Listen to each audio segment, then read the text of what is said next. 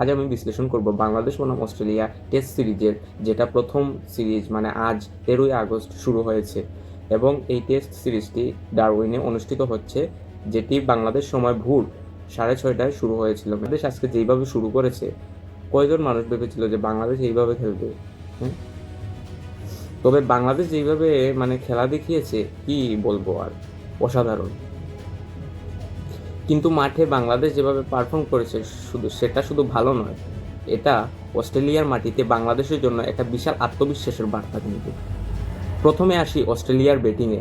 Australia প্রথম ইনিংসে bat করতে নেমে শুরু থেকেই বাংলাদেশের বোলারদের কাছে পরাস্ত হয় এবং ওরা ব্যাটিংয়ের সমস্যায় পড়ে যায়।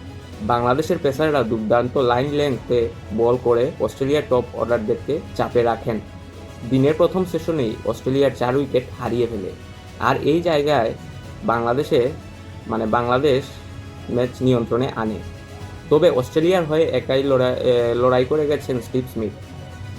তিনি 71 রানের গুরুত্বপূর্ণ ইনিংস খেলেন। উনি কিন্তু আগে আউট হয়ে যেতেন, কিন্তু তানজিদ হাসান তামিম মেবি উনার ক্যাচটি ছেড়ে দেন আর কি, মানে মিস করে ফেলেন, তাই না হলে উনি 2 রানেই কিন্তু পাভিলিয়নের পথ ধরতেন। এরপর আসি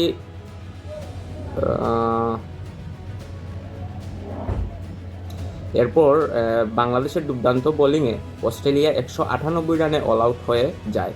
আর এখানেই দিনের সবচেয়ে বড় নায়ক হচ্ছেন হাসান মাহমুদ। হ্যাঁ, হাসান মাহমুদ কিন্তু অসাধারণ বোলিং করেছে। আপনারা যদি দেখে থাকেন তাহলে বুঝবেন। 5টি উইকেট নিয়েছেন, মানে ফাইবার ওই আর কি। সো হাসান মাহমুদের অসাধারণ বোলিং করে অস্ট্রেলিয়ার ব্যাটিং লাইন আপকে একেবারে দুর্বল করে তোলে।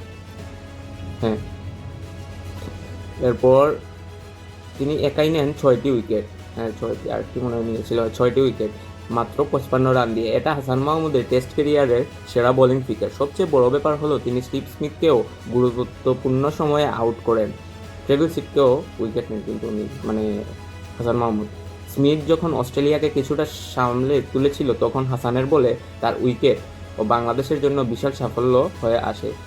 অস্ট্রেলিয়া 198 রানে অল আউট হওয়ার পর এবার বাংলাদেশের সামনে ছিল সবচেয়ে বড় পরীক্ষা, ব্যাটিং। কারণ অস্ট্রেলিয়ার মাটিতে স্টার্ক, হ্যাজেলউড, প্যাট কামিন্সের মতো বিশ্বমানের পেসারদের সামনে ব্যাট করা মোটেও সহজ ব্যাপার নয়। কিন্তু বাংলাদেশ এবার সবাইকে চমকে দিয়েছে। দিনের শেষ পর্যন্ত বাংলাদেশ করেছে 96 রান এবং 1টি উইকেটে। সো অর্থাৎ অস্ট্রেলিয়ার প্রথম ইনিংসের স্কোর থেকে বাংলাদেশ মাত্র 102 রানে পিছিয়ে আছে। হাতে আছে আরও 9টি উইকেট। বাংলাদেশের হয়ে শুরুটা ভালো করেন তানজিদ হাসান এবং মমিনুল হক।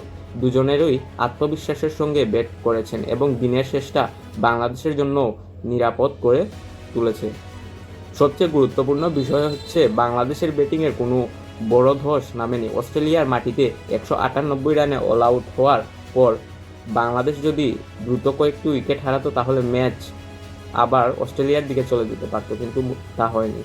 কিন্তু এখন প্রশ্ন হলো, ডে 2-তে বাংলাদেশের পরিকল্পনা কি হওয়া উচিত বলে আপনাদের মনে হয়, বা আমার কি মনে হয় আমি এটাও বলি। আমার মতে বাংলাদেশের প্রথম লক্ষ্য হওয়া উচিত অস্ট্রেলিয়ার লিড দ্রুত মুছে ফেলা।